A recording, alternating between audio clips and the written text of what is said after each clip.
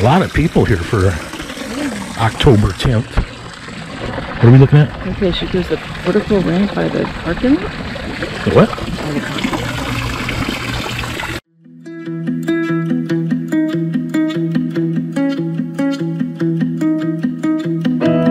My apartment is a mess. There's no room for happiness. Hey, of course, they start you out in the gift shop. Lots of neat stuff in here. Books by Frank Lloyd Wright. Okay.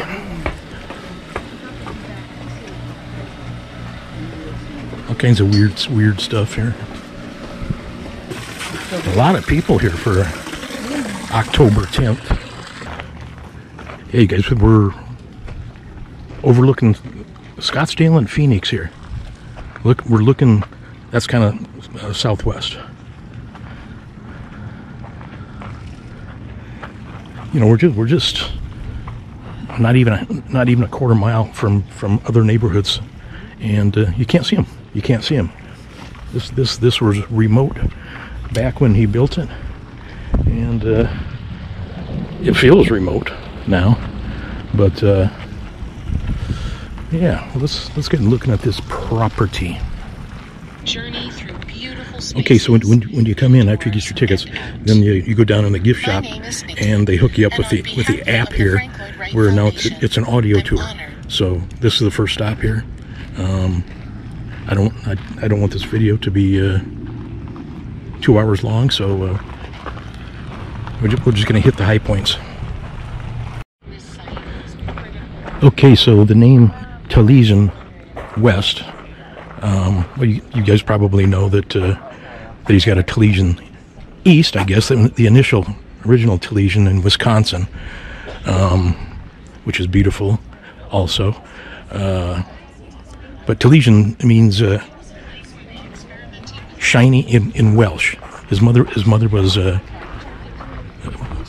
Welsh, so shiny brow.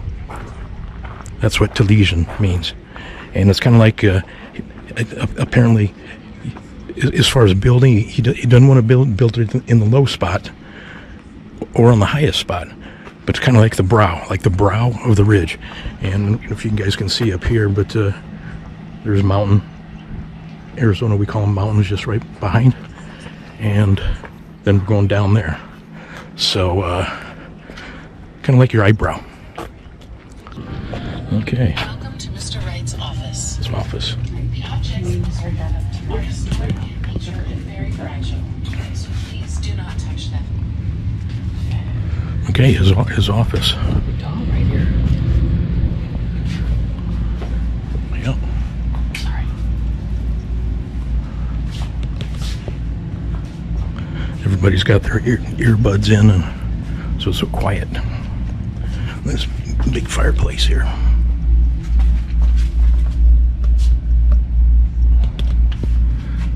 Yeah.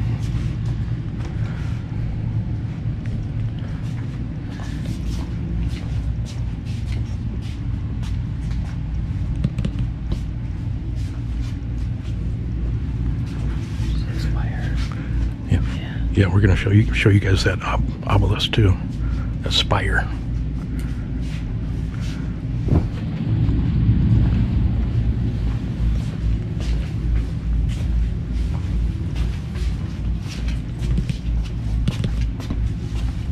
Okay, remember that right there.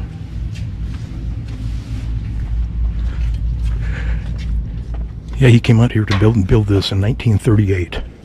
And they actually in the winters, and ever since then, he and his I believe just his third wife, they spent every winter out here, get away from the cold of Wisconsin. But yeah, they just set up a camp here, 500 acres. Yeah, 500 acres here. Yeah, oh, bless you. But boy, it's kind of weird. Everybody's got their earbuds in, and I'm the only one talking. Everybody else is listening. But yeah, where was I? Yeah, they just set up camp here, in the winter of 1938, I guess, and started building. He sent notice out to subcontractors and told them what to bring and camp here, and they started building.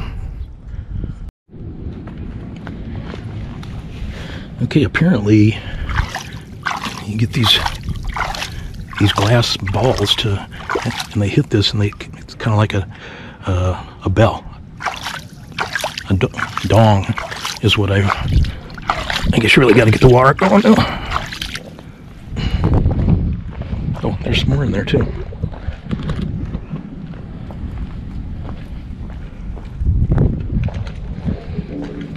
Oh, there it hit. Hear that? Hear it?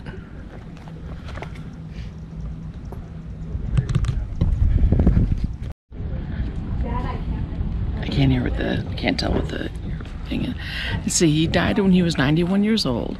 He built over 1,100 designs in his lifetime, but only built about half of those, about 500 of them. And they're just saying that it's set in his office as kind of as where you kind of walk into a very closed, low ceiling area, and then you walk, it draws you into a very open, high, and that's one of his techniques he does throughout all of his houses. 400 still stand? 400 still stand, and he believed that his architect should blend in with the environment, and he called this organic architecture. This is what he taught, that his buildings become part of the landscape wherever it may be. This was kind of the brow that becomes part of some landscape. Petroglyphs. Yep. And he has petroglyphs all over. I mean, really. So we found this way.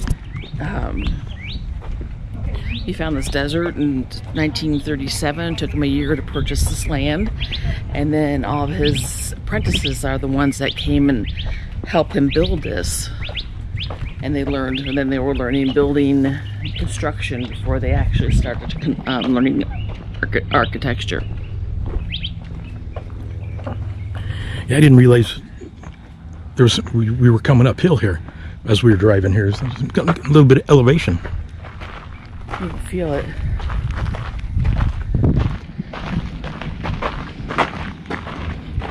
This, you guys, is beautiful.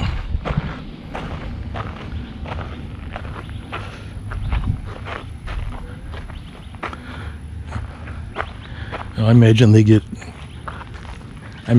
javelina coming through here, coyotes, of course. Oh, all the nature. So saying that the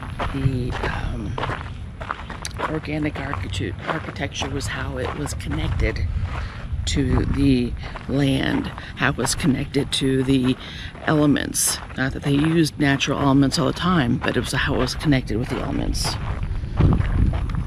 So, Wright focused on the land movement, how he called it the site. So how the land moved, the shape of it, how the structure fit into it, everything was the visual, and that's what he focused on with this house here. So as we go through, you're going to see how the site of it affected the land. Okay, why did he do a triangle pool right here? Well, apparently it mirrors, see the mountain right there? That resembles somewhat of a triangle, I guess. So it's pointed straight at it, you know, with the peak there, and just a lot of repetition with the beams and the boards up there. Beautiful. Okay, for those of you familiar with the Valley of the Sun, there's Camelback Mountain. See that mountain, how it resembles a camel, with the head being, you know, up there, then the hump, then the butt. Around the property. What is this? Chinese vignettes that are placed throughout the property. They were purchased in 1957 in San Francisco. So we passed one already. Yeah, out of the entrance. Kind of reminds me of what's that place? The Grotto. The Grotto. Oh, yeah. And let's just sit here for a moment. It was shade.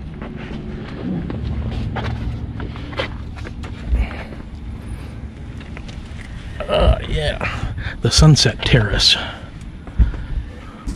Yeah, 'cause that's west. Okay, now we're headed to the garden room. There's those glass balls again.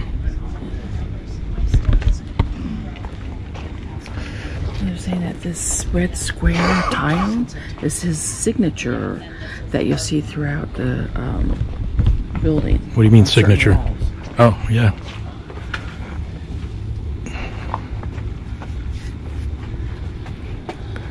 Interesting.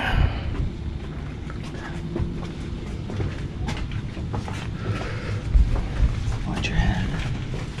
Yeah. So you come in low, and then it opens up to high ceilings.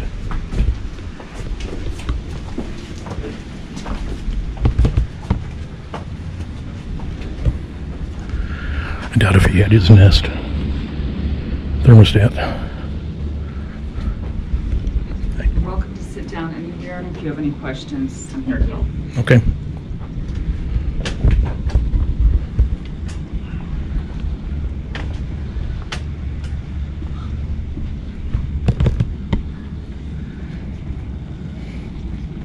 I'll sit down here.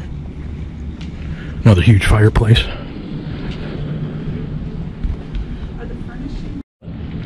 This room was called Broke the Box because during the Victorian era, houses were built like in boxes. Each room was a box. The drawing room, the piano room, whatever.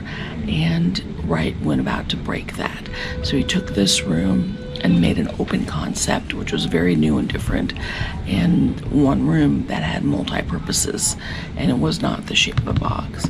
You could be in here and enjoy the light of a sunset or a sunrise, and all various things could be happening in here. Just got a good feel to it. I'm gonna go look over here. Sit in the garden.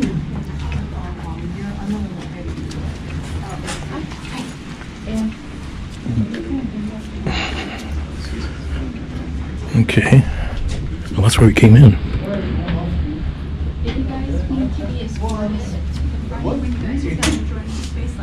Have they said what this is? So what's your name? No. Annette? No. What's the significance of these glass? Just no. Frank Lloyd Wright had a lot of his friends sent him gifts. No. And there's just the beauty of the globes. Gotcha. Yeah. A lot of the Claire Luce Booth designed these two mosaics, and then a fellow of his designed the sculptures. Her name was Eloise Clara. The bust. Yes, that was her first sculpture. And she actually came here to be with the group of the community, and was studying dance under Frank Lloyd Wright's daughter, and also a Russian choreographer. But she fell in love with sculpture and became a beautiful sculpture. Looks good. Yeah, you really, before you leave the property, where you checked in at the kiosk, there's a little garden area with all of her sculptures, and they're just incredible. Yeah, they are. We walked by it. Oh, Okay. you have to stop and take a closer look, and the names that she called everything. But all along the way, you'll see her sculptures. Okay. Thank you. You're so welcome. This is sunrise, and that one's sunset. I mean, the moon. Excuse me. This was the sunrise, and it's the moon. Yes, there's that bust. I get. Looks really good. Another huge fireplace.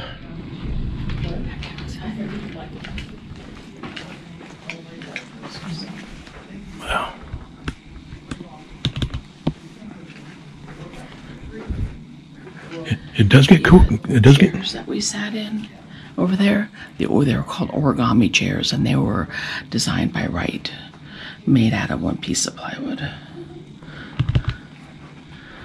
Look at this. This is beautiful stuff. And as I was saying, it gets cool. It gets cool here in Scottsdale and Phoenix in the winter, January. We can have high, not cold like Midwest, but it can have highs in the mid 50s easily in January. It's in the nights into even the upper 20s. So Interesting that they said that where we see glass today actually would have been canvas back in its day. There was no glass, and then eventually glass was replaced. Okay, the dining cove, I guess.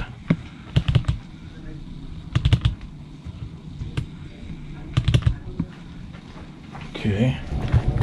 Gosh, it's just everybody's so quiet because everybody's listening, so it feels weird talking out loud. This patio. Look at that little hole in the. Oh, the wall? Yeah, door or something. Alrighty. This is cool. It's like he built his own fort. Yeah.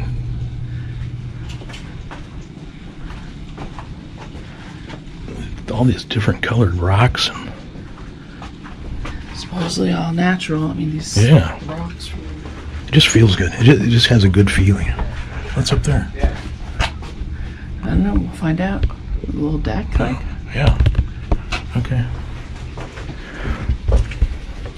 Tower pool. See the dragon? What? See the dragon? Yeah. It's all black. He's got a stout jasper. Oh, restrooms. Okay. Tower pool. Let's see. Tower pool.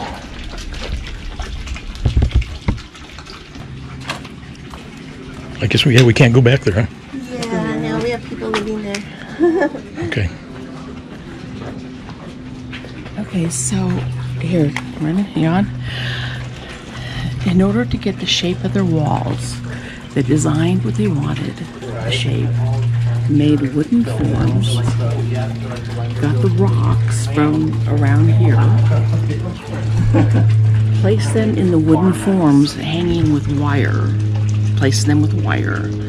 Then they put in a dry, compact mixture of cement. Like right here. And let it stand for 24 hours and then took the forms off. And this is what you get. Let's go peek in here. The Kiva.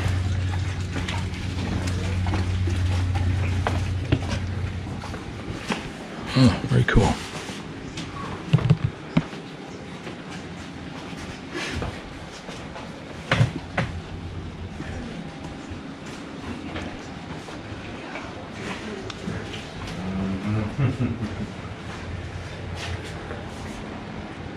Yeah, they got some pictures, didn't they? There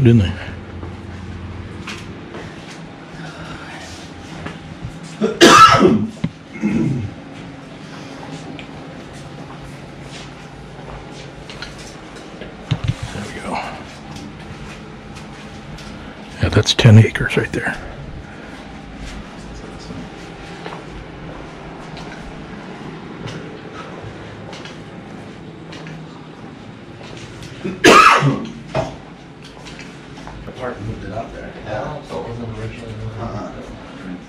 Yes, there's the man right there.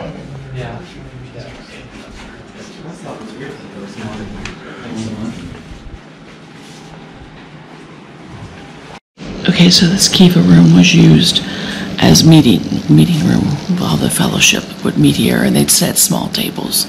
And then as they could no longer fit in here, they became storage.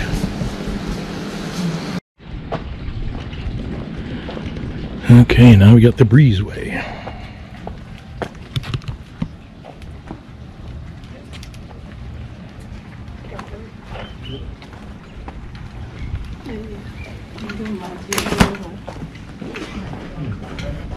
Another massive fireplace. Look at this.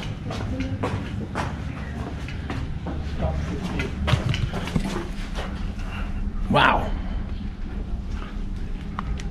They use it too. Staff only. Oh yeah, we were already here. So this breezeway is this because the paths are large on either side, and then goes into a smaller airway. There's like a constant breeze through here. Which you need in Scottsdale. In the summer, especially. Where's that dragon?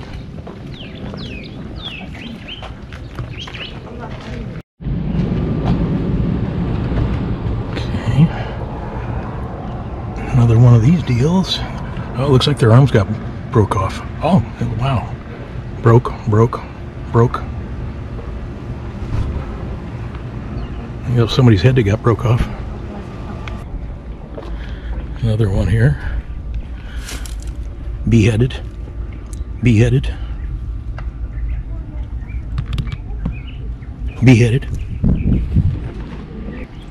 Should we buy? Okay, so they said this was the main Pharaoh through the main walkway through all the buildings. That because it was easiest to get to the dining room, to the kitchen, the gardens right back. This is where all the easiest way to travel to all the different locations. And that there were the fellowship, so the fellowship was growing, it was big of course, and everyone helped make the meals, and they all ate in that dining room back there. Okay, this is the drafting studio. Looks like they're doing some work in here right now.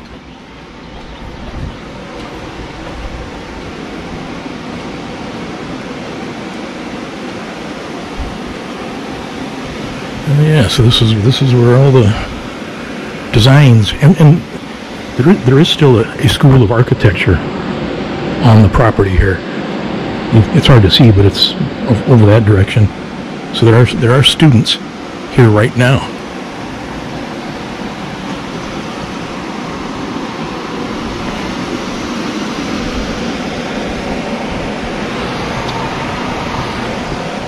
It smells like paint in here.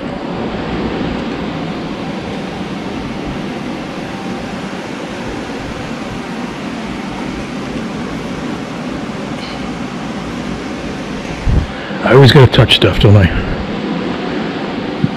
Some are original. Some drafting tables are original, and some are replacements.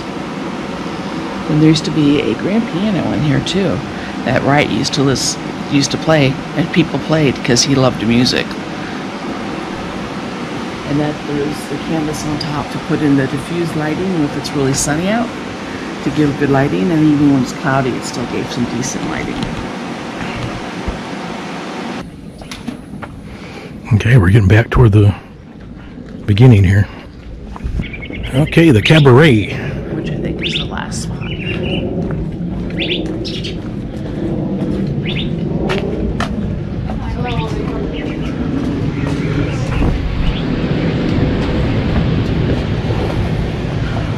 So much cooler in these little buildings.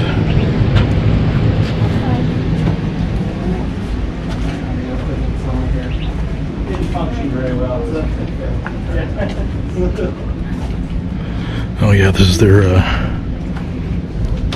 viewing room. I guess they had speakers or entertainment. There's a piano down there. Show movies or documentaries or whatever.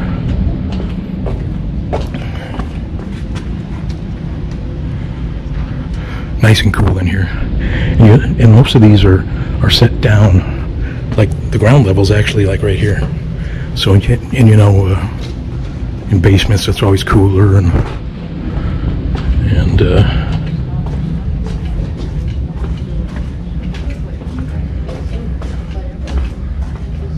another huge fireplace. Oh yeah, this is also designed for acoustics, and I can tell it's designed for acoustics. It's like what just says it's thinner at the small at the front. Yep, another huge fireplace.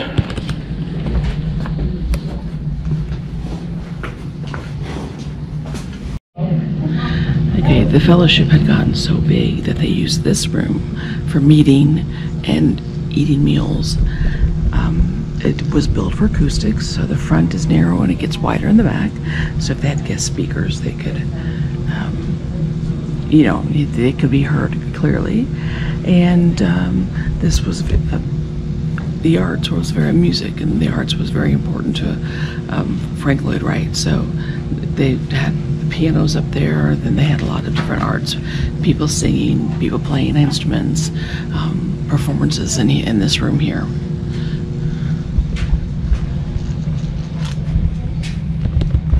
Yeah, I don't know if you guys will be able to pick it up in the video, but it's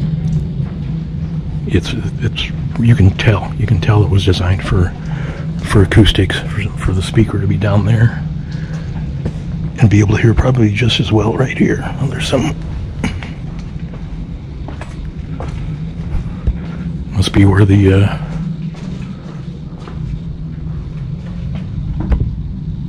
oh yeah, camera right there.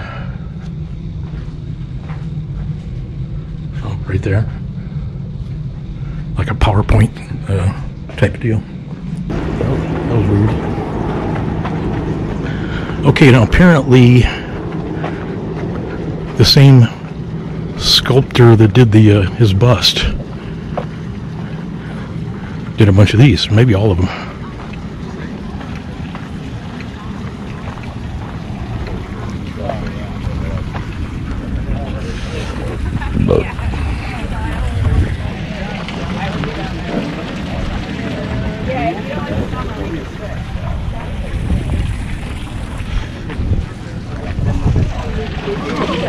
Yeah. Amazon delivery.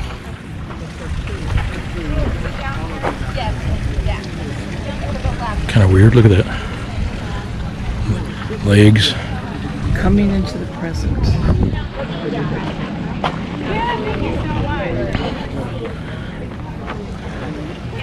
Okay, let's show them the spire.